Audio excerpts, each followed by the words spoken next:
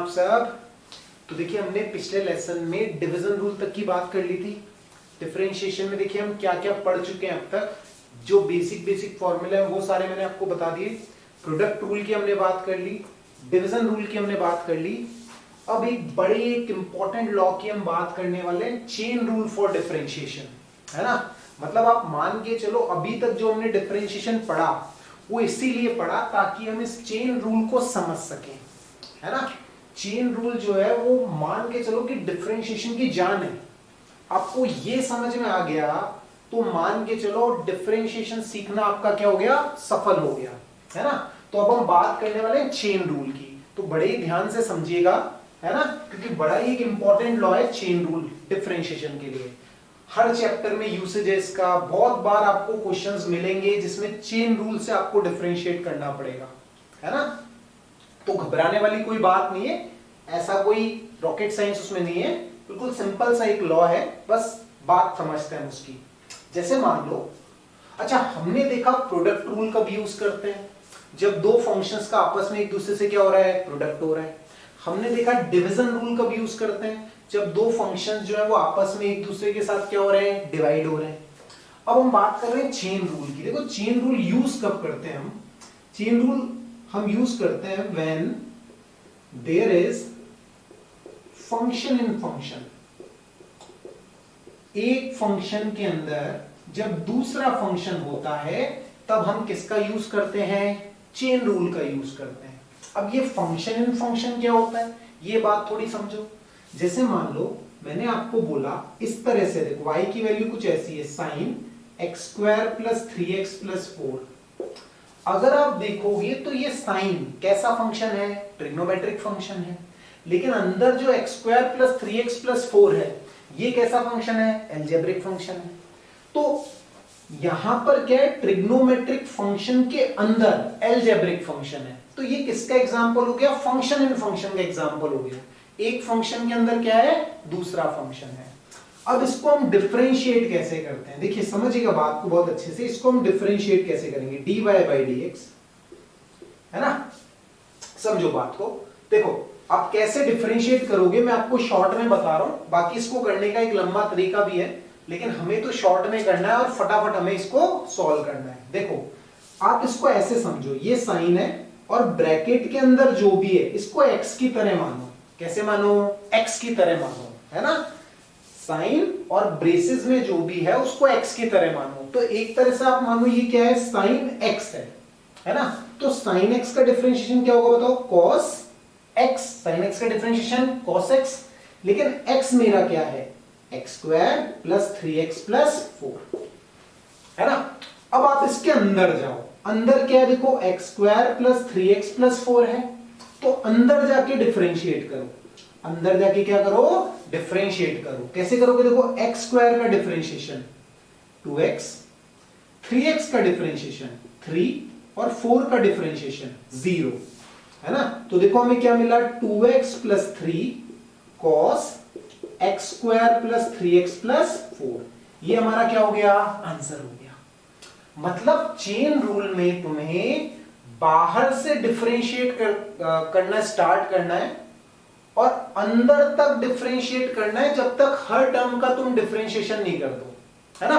और देखो और एग्जांपल देखो, मैं आपको 10-12 एग्जांपल कराऊंगा इसके और एकदम क्रिस्टल क्लैरिटी आ जाएगी आपको।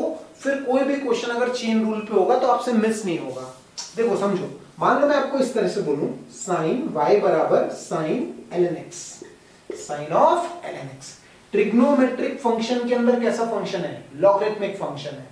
डिफरेंशिएट करते हैं देखो dy बाई dx।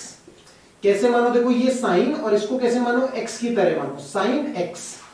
तो साइन x का क्या होगा, cos x, साइन x का cos x। अब अंदर जाओ, अंदर क्या दिख रहा है, अंदर देखो क्या दिख रहा है, अंदर दिख रहा है ln x। अंदर क्या दिख रहा है, ln x। ln x का क्या होता है, 1/x। और अंदर जाओ, और अंदर क्या दिख रहा है, x। x का x के रिस्पेक्ट में कितना होता है, 1। तो आंसर हो जाएगा 1/x cos ln x, 1/x cos ln x, है ना।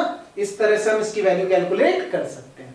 और देखो और एग्जांपल बताता हूं मैं आपको। जैसे मान लो मैं आपसे ये पूछूं y बराबर, इस तरह दे दिया मान लो मैंने आपको ln of 10x, ln 10x, इस तरह से मैंने आपको दे दिया। अब देखो कैसे डिफरेंशिएट करेंगे, समझो। dy बाई dx, देखो कैसा फंक्शन है ये, लॉगरिथमिक फंक्शन, और लॉगरिथमिक फंक्शन के अंदर कौन सा फंक्शन है, ट्रिग्नोमेट्रिक फंक्शन। तो इसका कैसे करोगे, देखो बाहर से करना चालू करो डिफरेंशिएशन, और अंदर तक डिफरेंशिएट करो जब तक हर टर्म का डिफरेंशिएशन नहीं हो जाए। तो देखो ln x का क्या होता है 1 अपॉन x, x की जगह क्या है 10x। आप ऐसे मानो ln, और ये ब्रेसिस के अंदर जो भी है वो हमारा x है, तो ln x का क्या हो गया 1 अपॉन x, ln x का हो गया 1 अपॉन x। अंदर जाओ, अंदर क्या है 10x है, 10x का क्या हो गया सेकेंड स्क्वायर x, 10x का क्या हो गया सेकेंड स्क्वायर x। और अंदर जाओ, x का x के रेस्पेक्ट में कितना हो गया 1, है ना। मतलब बाहर से आपको डिफरेंशिएट करना चालू करना है, अंदर तक डिफरेंशिएट करते जाना है, और जो जो डिफरेंशिएशन आप करते जा रहे हो उन सबको मल्टीप्लाई करते जाना है ना। आप चाहोगे तो मैं एक लंबे मेथड से भी आपको बता दूंगा इसको करना, लेकिन फाइनली आंसर हमारा यही आएगा, है ना। देखो और एग्जांपल हम देखते हैं। जैसे मान लो मैं आपसे कहूं y बराबर sin x का होल स्क्वायर, sin x का होल स्क्वायर, है ना। या सिंपल हम ऐसे लिख देते हैं sin स्क्वायर x, है ना। मान लो मेरे को sin स्क्वायर x का डिफरेंशिएशन करना है, तो मैं देखो इसको कैसे लिखूंगा, y बराबर sin x का होल स्क्वायर। तो अगर आप देखोगे तो sin x की पावर आ रही है 2। जब भी देखो एक कांस्टेंट पावर होती है, वो कैसा सा फंक्शन होता है, थोड़ा एल्जेब्रिक फंक्शन होता है। कैसा होता है एल्जेब्रिक, जैसे हम बोलते हैं एक्स स्क्वायर या x square plus 2x plus 3x, या जो भी है, जहां पे भी पावर कांस्टेंट होती है वो हमें कैसा लगता है कि एल्जेब्रिक फंक्शन जैसा लगता है। तो sin x का होल स्क्वायर है, तो पहले आप इसको कैसे मानो, आप मानो इसे कि ये x की पावर n वाला फॉर्मूला है ना। x की पावर n वाले फॉर्मूले में याद करो, n जो होती थी हमारी पावर वो कांस्टेंट होती थी, तो sin x की पावर 2, तो ये कांस्टेंट पावर है। तो इस पे पहले x की पावर n वाला फॉर्मूला लगाओ, तो कैसे लगाओगे, देखो 2 sin x 2 minus 1 n x n minus 1। अंदर जाओ, अंदर गए sin x का क्या हो गया cos x, और अंदर जाओ x का कितना हो जाएगा x के रिस्पेक्ट में 1। तो आंसर हमारा क्या हो गया 2 sin x cos x। ये हमारा किसका डिफरेंशिएशन हो गया, sin स्क्वायर x का डिफरेंशिएशन हो गया, है ना। और देखो और कुछ एग्जांपल्स हम डिस्कस करते हैं, है ना। देखो जैसे मान लो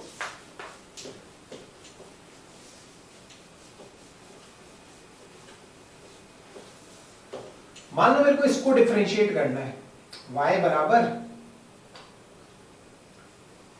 cos स्क्वायर x। बिल्कुल पहले जैसे एग्जांपल है, कोई उसमें अलग सी कोई बात नहीं है। इसको हम कैसे मान लेते हैं cos x का होल स्क्वायर। पहले इसको मैं कैसे मानूं, सोचो x की पावर n की तरह मानूं, है ना। x की पावर n की तरह मानेंगे तो dy बाई dx देखना क्या आएगा, देखो ये 2 आगे आएगा, 2 cos x 2 minus 1 n x n minus 1। अंदर जाऊंगा, अंदर है cos x का minus sine x, cos x का डिफरेंशिएशन माइनस साइन x। और अंदर जाओ, अंदर क्या है x का x के रिस्पेक्ट में 1। तो आंसर आ गया -2 sin x cos x। ये हमारे किसकी वैल्यू हो गई, dy बाई dx की वैल्यू हो गई, है ना। तो देखो कितना आसान है करना, बाहर से चलना है, अंदर तक चलते जाना है, जब तक हर टर्म का क्या नहीं हो जाए, डिफरेंशिएशन नहीं हो जाए। और बात करते हैं, देखो जैसे मान लो मैं आपसे कहूं इस तरह का डिफरेंशिएशन करना है आपको, y बराबर x square plus 2x plus 1 की पावर 3, इसका डिफरेंशिएशन करना है। इसमें क्या है, देखो इसको कैसे मानो, देखो x की पावर n की तरह मानो, जहां भी आपको रेस टू सम पावर दिख जाए उसको कैसे मानो, x की पावर n की तरह मानो। तो कैसे करूंगा, देखो dy बाई dx, है ना। देखो इसको कैसे मानना है, देखो ब्रेसिस की एक कांस्टेंट पावर है, तो कैसे मानना है, x की पावर n की तरह मानना है। तो देखो कैसे लिखूंगा, देखो 3x square plus 2x plus 1 nx n minus 1, nx n minus 1। इस फिर अंदर जाओ तुम, अंदर जाओगे तो एक्स स्क्वायर का, देखो बाहर वाले का कर दिया, अब अंदर जाओ, अंदर गए तो एक्स स्क्वायर का 2x, 2x का 2, 1 का 0। तो हमारा आंसर क्या हो गया देखो, 3 into 2x plus 2 x square plus 2x plus 1, हमारा आंसर हो गया, है ना। और देखो और एग्जांपल करते हैं। जैसे मान लो मैं आपसे कहूं आप इसको डायरेक्ट y बराबर रूट ऑफ साइन एक्स को डिफरेंशिएट करो, y बराबर रूट ऑफ साइन एक्स। तो देखो इसको मैं कैसे लिखूंगा, सोचो इसको कैसे मानूं। देखो रूट एक्स मतलब साइन एक्स की पावर 1/2, वापस रेज टू सम पावर आ गई, तो कौन सा फॉर्मूला लगाऊं, रूट एक्स वाला फॉर्मूला लगाओ। इसको कैसे मानूं मैं, इसको मैं ऐसे मानूंगा कि ये रूट और अंदर क्या है एक्स, रूट एक्स। अच्छा रूट एक्स का डिफरेंशिएशन याद करो, याद करो रूट एक्स का डिफरेंशिएशन, रूट एक्स का डिफरेंशिएशन था 1/2 रूट एक्स। तो देखो क्या आएगा 1/2 रूट एक्स की जगह क्या है साइन एक्स, एक्स की जगह हो गया साइन एक्स, तो 1/2 रूट साइन एक्स। फिर अंदर जाओ, अंदर क्या है साइन एक्स, साइन एक्स का डिफरेंशिएशन cos x, और अंदर जाओ, अंदर है x, x का x के रिस्पेक्ट में 1। और देखो और कराता हूं तुम्हें, y बराबर root of ln x, y बराबर रूट ऑफ ln x। अब बताओ क्या करूं, dy by dx, dy by dx कैसे मानूं इसको, रूट x की तरह मानूंगा। रूट x का क्या होगा 1/2 root ln x, 1/2 root ln x। फिर अंदर जाओ, ln x का डिफरेंशिएशन 1/x, आंसर। ऐसे ही तो करना है, इसमें कौन सी बहुत बड़ी बात है ना। तो बस आपको ऐसे ध्यान रखना है, बाहर से आपको चलना है, अंदर तक आपको डिफरेंशिएट करते जाना है जब तक हर टर्म का डिफरेंशिएशन नहीं हो जाए। बेसिकली यही हमारा क्या है चेन रूल है। मतलब आप समझो सारी चीजें यूज में आ रही है, सारे फॉर्मूले यूज में आ रहे हैं जो डिफरेंशिएशन में हमने पढ़े थे। तो मैंने आपको स्टार्टिंग में ही बताया था, हमने डिफरेंशिएशन पढ़ना ही चेन रूल के लिए है ना। देखो ना सारे फॉर्मूले यूज हो रहे हैं चेन रूल में, x की पावर n वाला, sin x वाला, ln x वाला, cos x वाला, सारे फॉर्मूले यूज हो रहे हैं, है ना। और देखो एक दो एग्जांपल और करवाता हूं मैं आपको, है ना, ताकि क्लैरिटी आएगी आपको, गलत नहीं करने ऐसे सवाल में, है ना। देखो जैसे मान लो मैं आपको कहूं y बराबर e की पावर sin x को डिफरेंशिएट करो, किसको डिफरेंशिएट करो e की पावर sin x को, dy बाई dx कैसे मानो इसको, e की पावर x की तरह मानो कि e की पावर में कुछ आ रहा है, कैसे मानो e की पावर x की तरह मानो। अच्छा e की पावर x का डिफरेंशिएशन होता है e की पावर x, e की पावर x का डिफरेंशिएशन भी क्या होता है e की पावर x।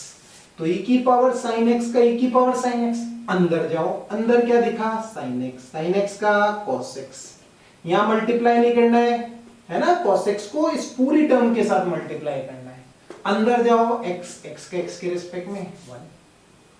और देखो मान लो मैं ऐसे कहूं आपको y बराबर रूट ऑफ e की पावर x, सोचो dy by dx 1/2 root e की पावर x, अंदर जाओ e की पावर x का e की पावर x, और अंदर जाओ x का 1। तो आंसर क्या आ गया, सॉल्व करोगे तो आंसर आ जाएगा 1/2 रूट e की पावर x, है ना।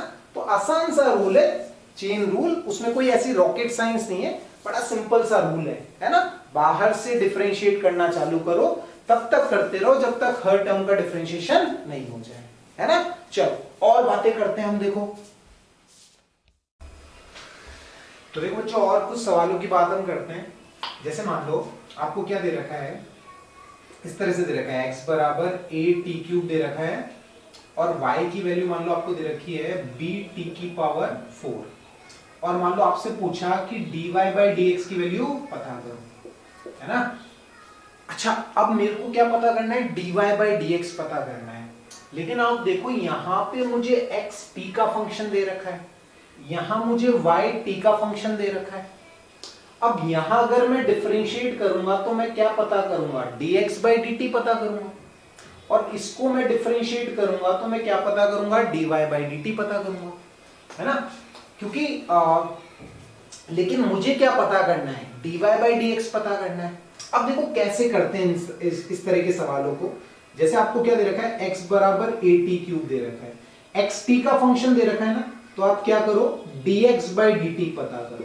ये हमारा क्या कहलाएगा, differentiation of x with respect to time t, है ना, या derivative of x with respect to time t। तो सोचो इसकी वैल्यू क्या होगी, देखो a कांस्टेंट है हमारा, t क्यूब की वैल्यू कितनी आ जाएगी, 3t स्क्वायर आ जाएगी। वैसे देखो y की वैल्यू क्या दे रखी है, bt की पावर 4 दे रखी है। आपको क्या पता करना है, y t का फंक्शन दे रखा है, तो आप क्या पता करो, dy by dt पता करो। तो देखो dy by dt क्या आएगा, b कांस्टेंट है, ये आएगा 4t क्यूब, है ना, x की पावर n वाला फॉर्मूला लगा दिया मैंने। अब देखो मैं क्या करता हूं, मैं देखो एक बात आप समझो, मैं dy by dx को कैसे लिख सकता हूं, मैं ऐसे भी तो लिख सकता हूं, dy by dt upon dx by dt। तो देखो सॉल्व आप करोगे तो क्या आएगा, देखो dt dt कैंसिल हो जाएगा, dy by dx ही आ जाएगा। तो वैल्यू मैं पुट अप कर देता हूं, देखो dy by dt की वैल्यू क्या है, 4bt cube upon dx by dt की वैल्यू क्या है, 3at स्क्वायर। तो अगर आप सॉल्व करेंगे तो ये एक्सप्रेशन बनेगा 4/3b/a इंटू t, है ना।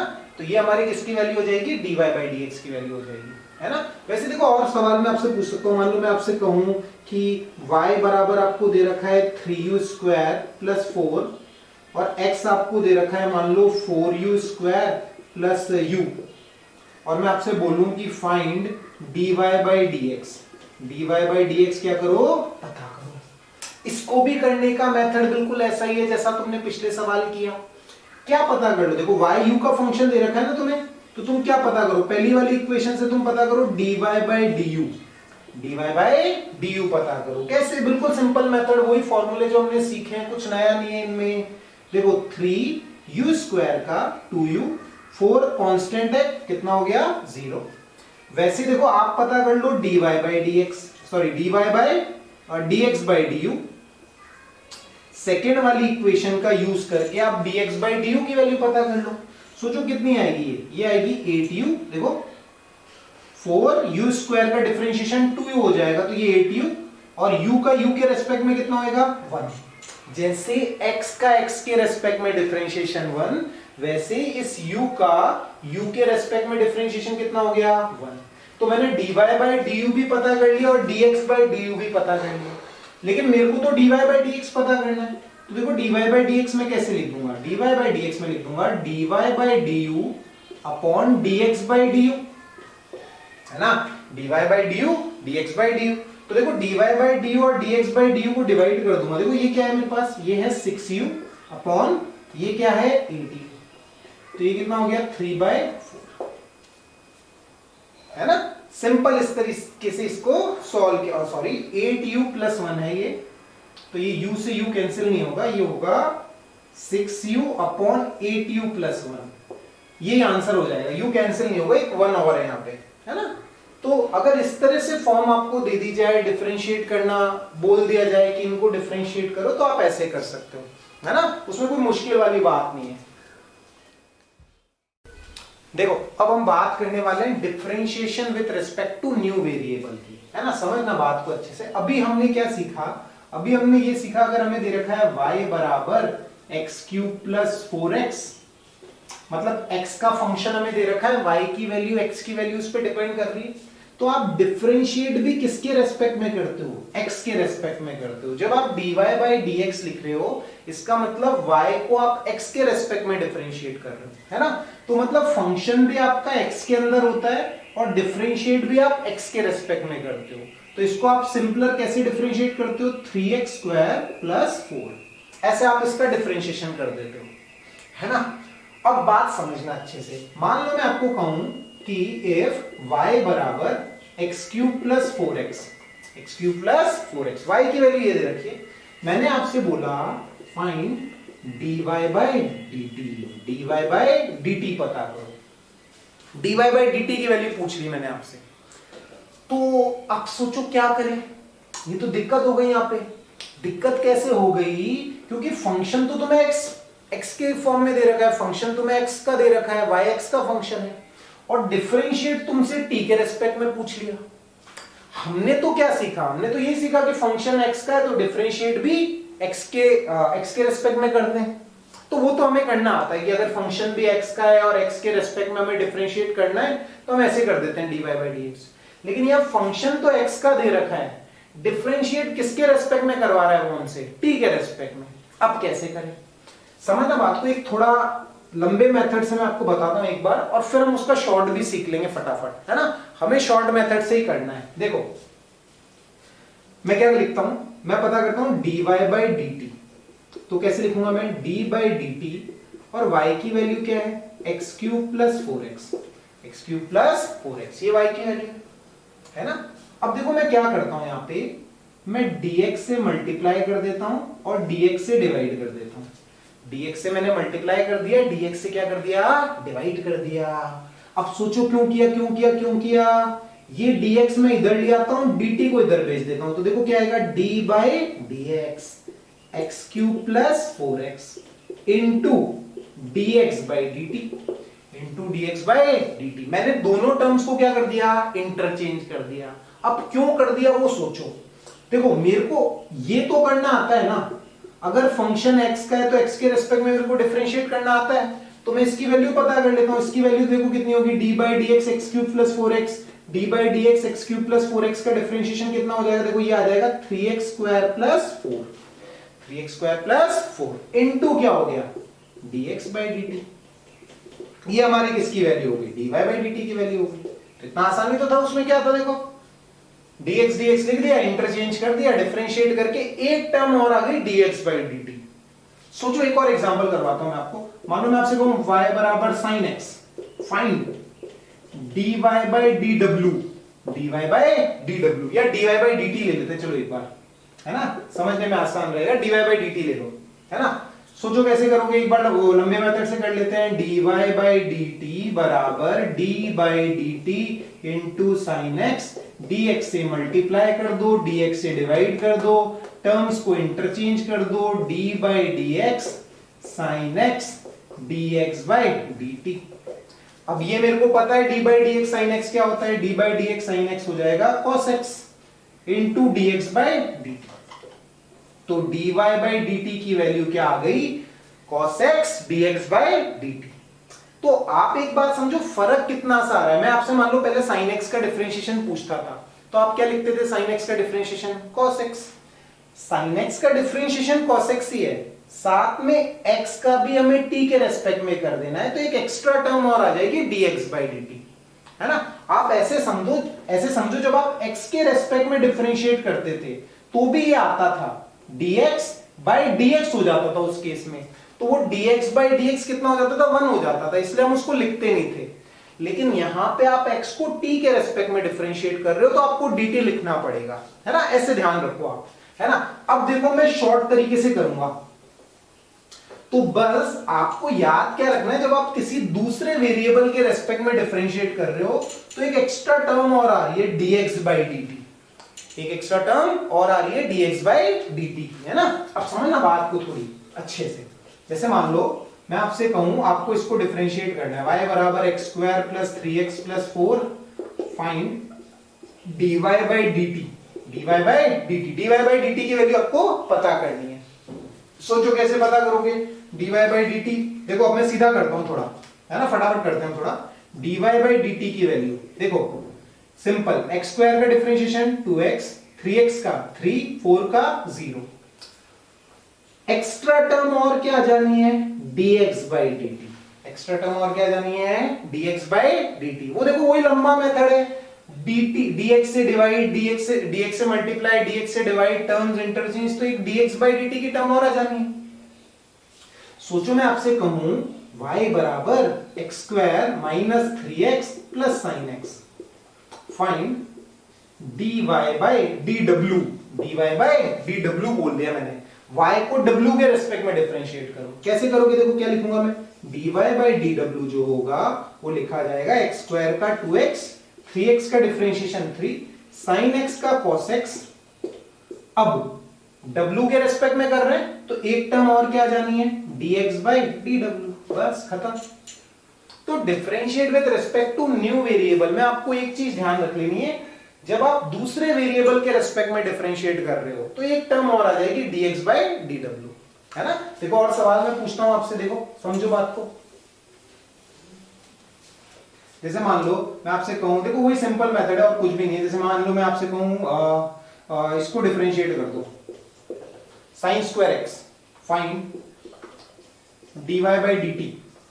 बताओ फटाफट बताओ, y बराबर साइन एक्स का होल स्क्वायर लिखा जा सकता है, कौन सा रूल लगाया जाएगा, dy बाई डी टी। पहले नॉर्मल डिफरेंशिएट करो, चेन रूल यूज करो। चेन रूल से क्या करोगे, इसको देखो 2 साइन एक्स, अंदर जाके साइन एक्स का cos एक्स, एक्स का t के रेस्पेक्ट में dx बाई डी टी, बस खत्म, है ना।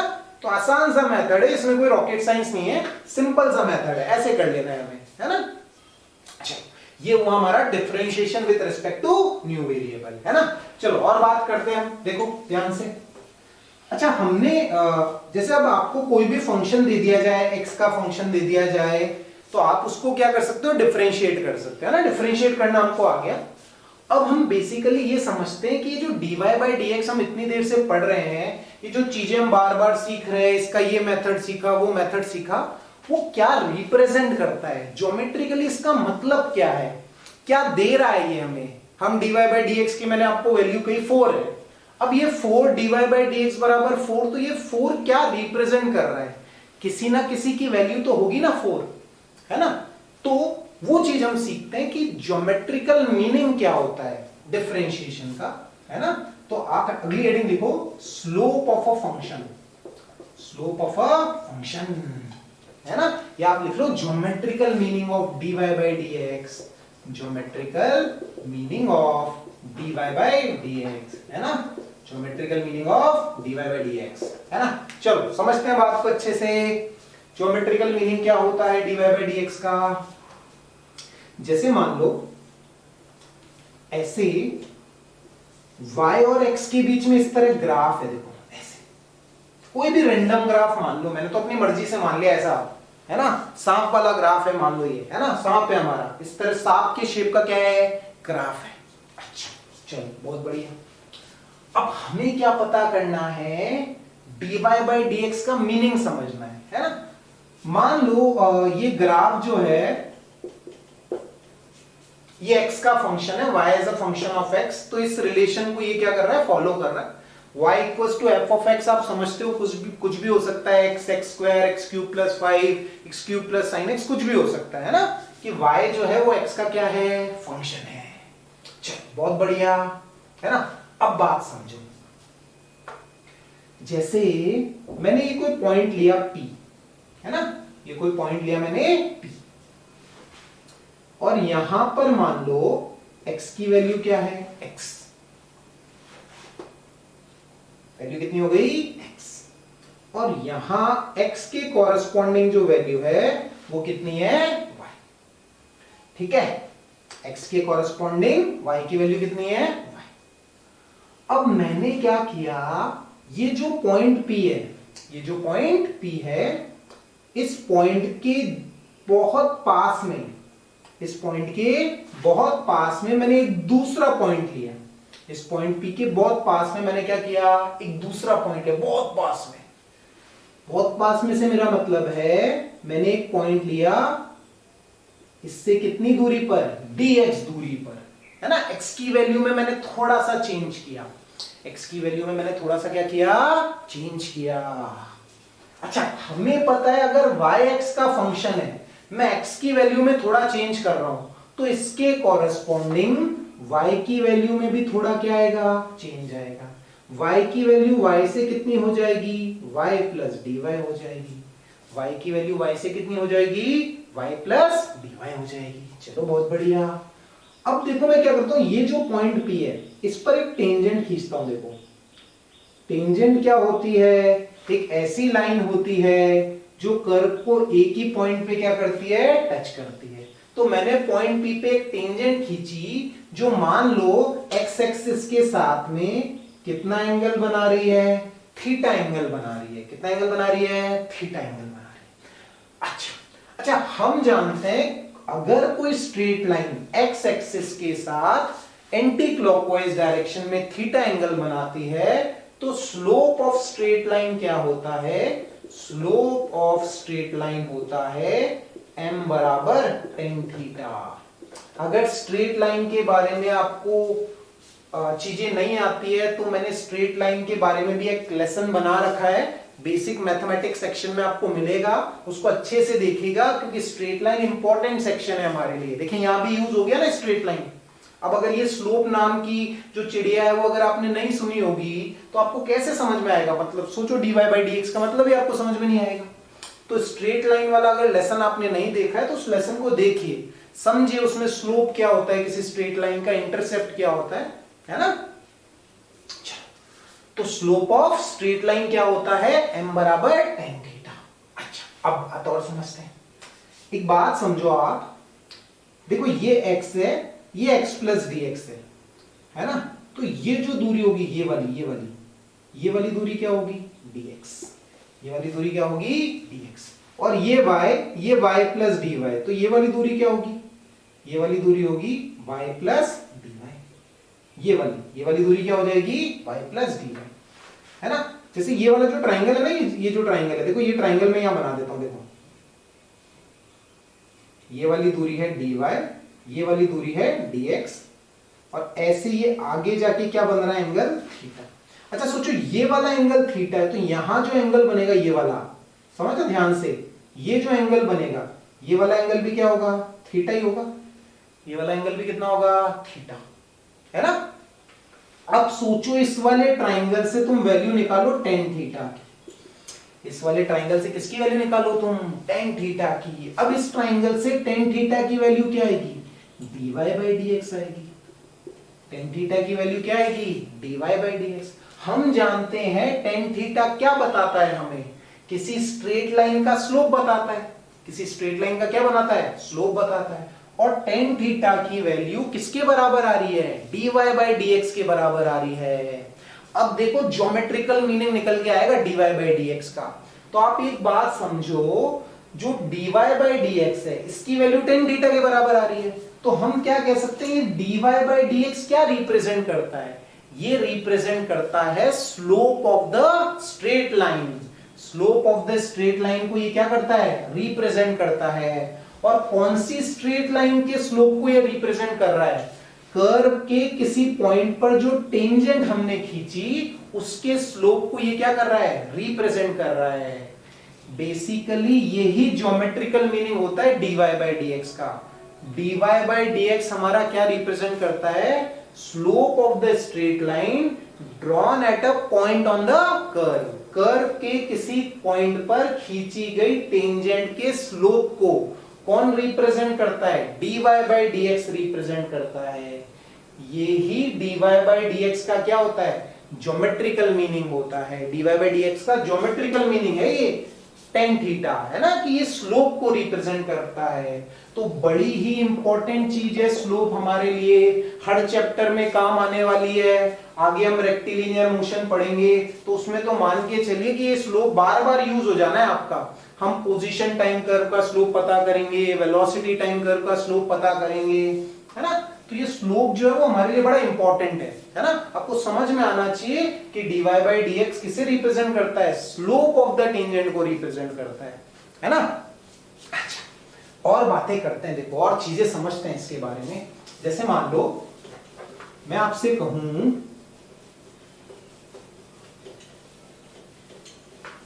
देखो समझो बात को, मैं आपसे कहूं for curve y equals to x square, for curve y equals to x square, find slope of tangent, find slope of tangent drawn at x बराबर 1.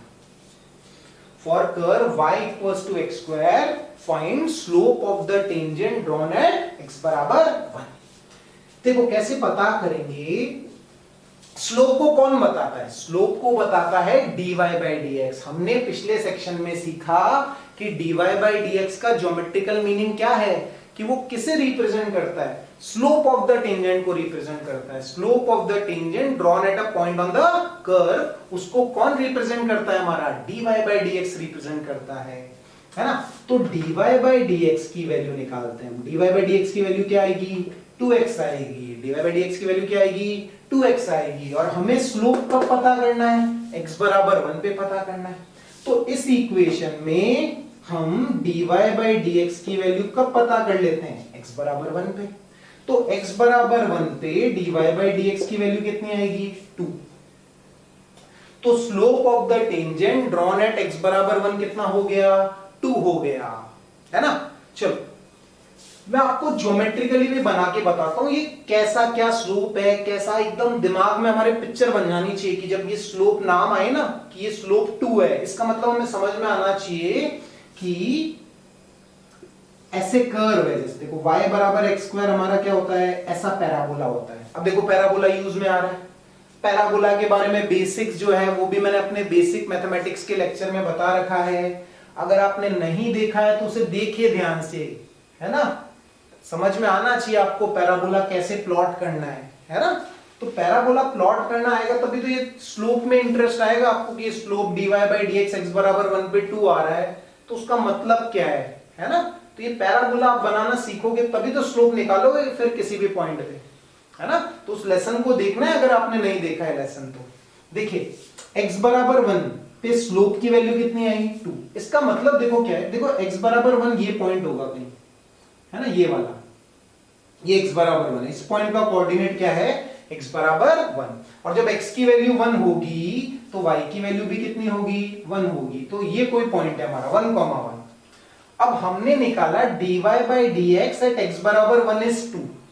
इसका मतलब ये है कि x बराबर 1 पे अगर हम एक टेंजेंट खींचें x बराबर 1 के पॉइंट पर, इस कर्व में x बराबर 1 वाले पॉइंट पर अगर हम टेंजेंट खींचें और वो टेंजेंट अगर x एक्सिस के साथ थीटा एंगल बना रही है, वो टेंजेंट अगर x एक्सिस के साथ कितना एंगल बना रही है? थीटा एंगल बना रही है, तो tan थीटा की जो वैल्यू होगी वो किसके बराबर होगी? 2 के बराबर होगी, क्योंकि tan थीटा किसे बताता है? dy बाई dx को बताता है। तो थीटा की वैल्यू कैसे लिख दी जाएगी? ऐसे, tan इनवर्स 2। तो देखो पिक्चर बनी दिमाग में। मैंने कहा कि y बराबर एक्स स्क्वायर वाले कर्व में x बराबर 1 पे tan थीटा की वैल्यू 2 है, तो आपके दिमाग में पिक्चर क्या बननी चाहिए कि पैराबोला में x बराबर 1 पे अगर मैं टेंजेंट खींचूंगा और वो टेंजेंट x एक्सिस के साथ अगर थीटा एंगल बना रही है, तो tan थीटा की वैल्यू किसके बराबर है? 2 के बराबर है। बेसिकली यही हमारा क्या है? स्लोप है ना। और बातें करते हैं देखो स्लोप के बारे में, है ना। बड़ा इंपॉर्टेंट चीज है स्लोप हमारी, है ना, हल्के में नहीं लेना है इसको, एक इंपॉर्टेंट चीज है स्लोप। देखो और बातें करते हैं। जैसे मान लो मैं आपसे कहूं ऐसे है, देखो जैसे मान लो इस तरह का पैराबोला है, मान लो ये वाला पैराबोला है, मान लो इस तरह का, है ना। और इस पैराबोला की इक्वेशन क्या है? x बराबर वाई स्क्वायर, x बराबर वाई स्क्वायर। मैं आपसे कहूं फाइंड स्लोप एट y बराबर 1, y बराबर 1, है ना।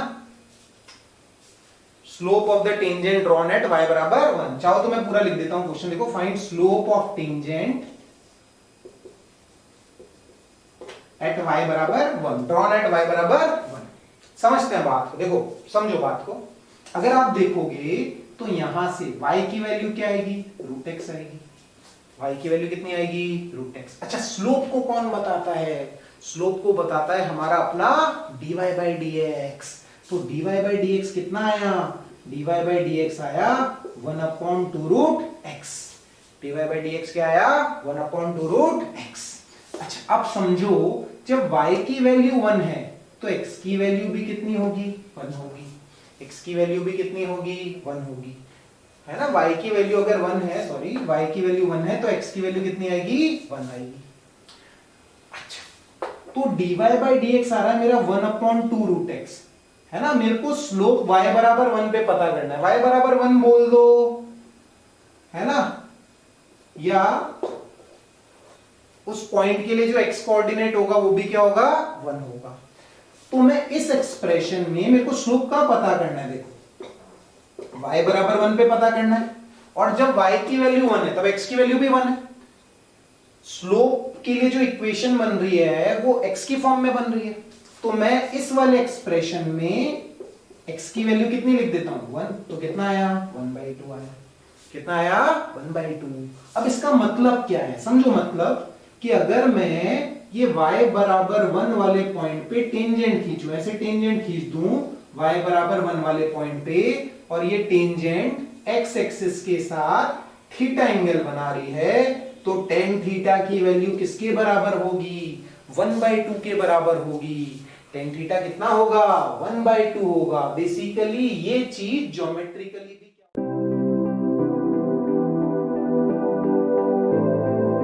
हो रही है, रिप्रेजेंट हो रही है, ज्योमेट्रिकल रिप्रेजेंटेशन है स्लोप, है ना। बेसिकली हमें ये बताता है कि कर्व के किसी पॉइंट पर खींची गई टेंजेंट एक्स एक्सिस के साथ जो एंगल बना रही है उसका tan क्या है, tan थीटा क्या है ना। तो उम्मीद करता हूं आपको चीजें अच्छे से समझ में आई होगी स्लोप के बारे में, है ना।